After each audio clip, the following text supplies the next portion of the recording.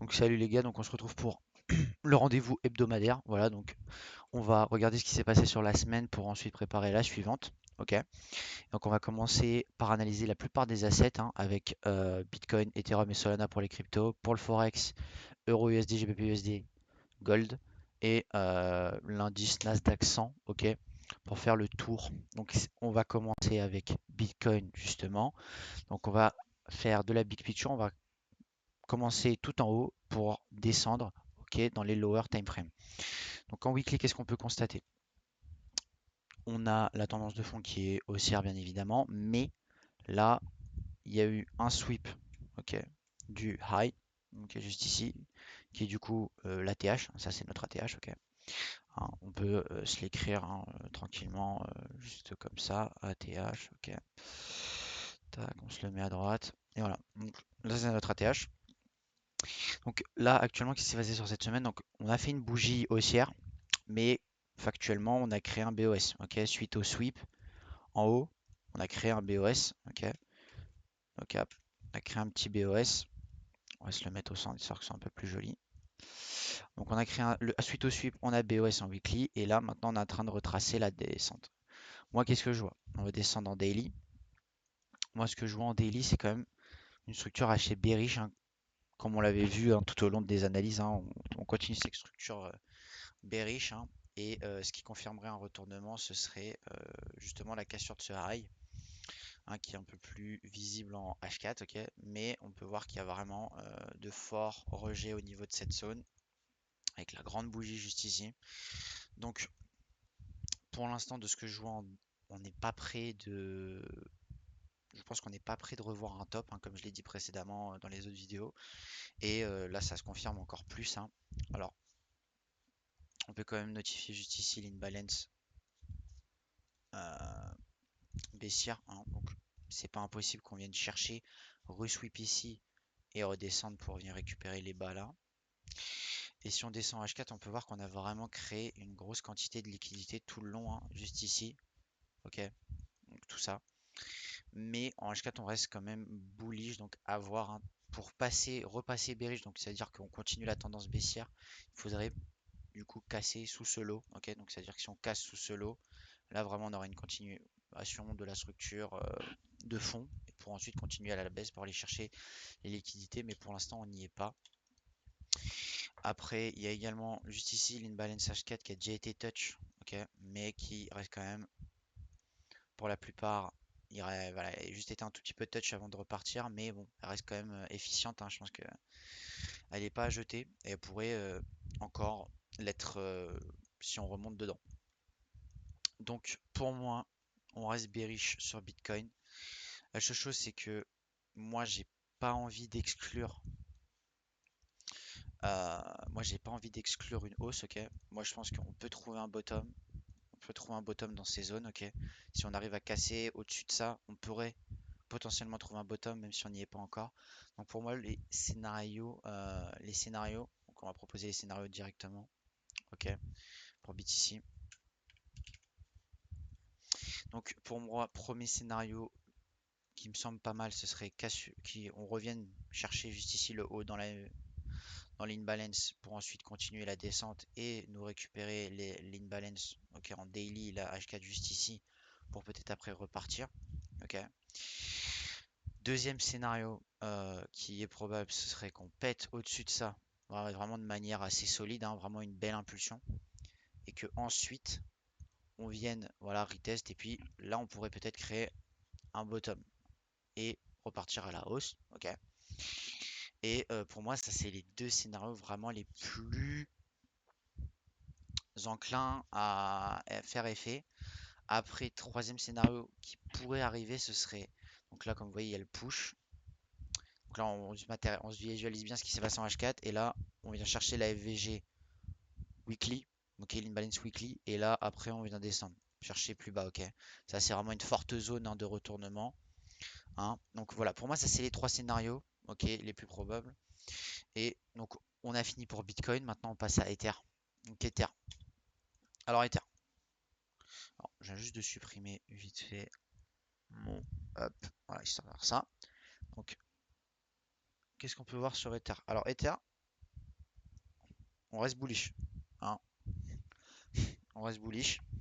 On a juste actuellement on est en train de consolider. Alors on peut voir que juste ici on a la support et juste ici on a la raise. Ok, c'est pas compliqué. Qu'est-ce qui pourrait se passer pour moi pour Ether? Alors pour moi, je pense qu'on pourrait clairement soit, bah, là c'est pas compliqué, un schéma de consolidation, hein, si on casse à la hausse, bah, on est probablement bullish, ok. Et si on casse à la baisse, bah, on continue la tendance intra qui est baissière. Et je pense que ce serait vraiment probable et potentiel, vraiment à pas exclure, ok, à pas panique, qu'on vienne tout simplement chercher juste ici, ok, dans ces zones qui sont quand même plutôt intéressantes, pour aller ensuite rechercher un ATH. Voilà, je pense que c'est à pas exclure. Donc en termes vraiment de d'analyse, c'est simple, hein. Donc là, on vient ici, on casse, on retrace et après on part à la hausse. Après on casse ici, donc on continue la tendance baissière actuelle, voilà. Et puis on va chercher l'imbalance et après on peut essayer de voir une structure de retournement pour ensuite continuer à la hausse et trouver un bottom ici. Ok, donc ça je pense que c'est pour Ethereum, c'est pas compliqué. Donc on attend soit une cassure franche après le retracement et on short, soit le truc qui nous fait un coup de maître et il remonte, il casse et là bah on le long par la suite. Voilà, je pense que pour Ethereum c'est pas compliqué. Maintenant on part sur Solana. Donc sur Solana, qu'est-ce qu'on a comme big picture les gars? Solana on est toujours en structure haussière, ok, mais on est en train un peu de consolider un peu comme tout le monde, hein, on va pas se le cacher. C'est un peu la consolidation pour tout le monde, hein, sauf pour le gold, on va regarder juste après. Euh, donc là, Solana, on consolide, on voit qu'on consolide entre ce low et ce high. Donc après, qu'est-ce qu'on peut voir? On a fait une cassure juste ici, ok, on a BOS, hein, et on est en train de retracer entre ce low et ce high. Donc pour l'instant, on peut rester bullish, ok, même si là, on va pas se cacher, la charte elle est un peu dégueulasse. On est quand même bullish, hein, avec cette cassure, et donc ce qui nous ferait passer bearish du coup en court terme, ce serait une cassure en dessous de ce lot. Ok, pour l'instant on n'y est pas. Donc si on va regarder en une heure un peu plus précis, on voit qu'on galère sur ce high. Donc là ce serait pas mal je pense de péter ce high. Donc venir peut-être prendre appui si on a du mal pour venir le chercher, casser, ce qui confirmera un retournement en une heure. Et après on irait peut-être chercher les plus hauts. Mais alors pour Solana, on est quand même plus bullish que bearish, hein, dans la globalité. Donc voilà, je pense que Solana, là, faut juste attendre peut-être un mouvement, une cassure au-dessus de ce high en une heure, retracement, et ensuite pouvoir repartir et chercher le plus haut juste ici, donc à 217.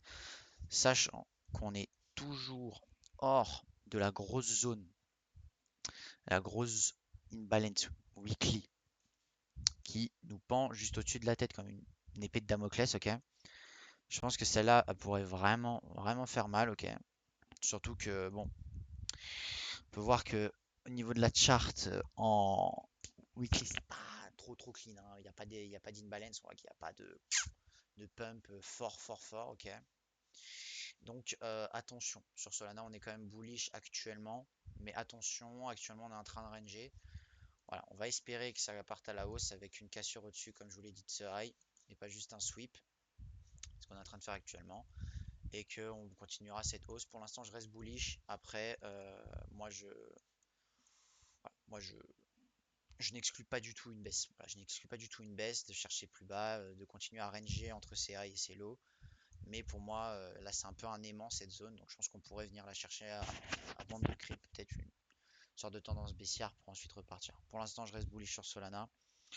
Maintenant, on passe sur Euro USD. Donc Euro USD, qu'est-ce qui se passe? Bon, moi, comme je vous l'ai dit, les gars, Euro USD, j'ai un peu lâché le projet depuis un petit peu de temps parce que déjà d'une, je suis pas vraiment trop forex, ok. Je suis surtout en crypto, ok, et un peu donc sur le gold, etc. Et les indices, je suis vraiment pas trop paire de monnaie, ok. Voilà. Donc quand il y a vraiment rien, voilà, je laisse quoi. Moi, j'attends que les bonnes et les grosses opportunités en swing, mais là, on consolide. Donc moi, je vous le dis, ça sert à rien de se casser la tête en daily. En H4, on consolide. Moi, je traite pas ça, je trouve ça éclaté. Même si oui, on peut tenter de prendre les bounce, ok, sur les résistances et les supports. Moi, J'aime pas trop ça. Moi, je suis surtout dans la tendance. Donc, je préfère laisser ça à mes copains qui aiment trader les ranges. Pareil pour GBP, là c'est pas compliqué. On a une big résistance du Mordor, une big support, désolé, et une résistance également ici. Moi, pareil, même topo, après c'est logique, hein. Euro USD et GBP ils sont très corrélés, hein, dû aux échanges économiques, hein, vu que les zones sont proches. Donc voilà, moi je ne trade pas. Pour l'instant, je pense que les analyses, on peut les occulter. Ça sert à rien de trader ce genre de consolidation qui dure depuis longtemps. Donc maintenant, on va se tourner vers le gold. Alors le gold, bon, on va pas se le cacher. J'en avais parlé dans une vidéo avant, comme quoi on avait vraiment potentiellement un gros setup de cassure et qu'on allait partir à la hausse et que je pense qu'il fallait prendre un long. Alors bah du coup, je vous l'avais montré juste avant. J'avais mis un buy limit à la cassure de Marez. Du coup, j'ai été pris juste ici et là après c'est parti sur la Luna et j'ai pris mon TP, un partiel à 90% ici, puis j'ai laissé un peu couler, donc c'est pas mal. Donc vraiment position très très très sympa. Ok, position très sympa et bah, du coup on a exécuté ce que je voulais, hein, vraiment une forte cassure. Voilà, donc si on cassait cette résistance qui durait depuis avril, je pense vraiment qu'on allait partir vraiment fort et c'est ce qui s'est passé. Donc bah plutôt cool. Après, maintenant qu'est-ce qu'on peut en faire actuellement et préparer pour la semaine?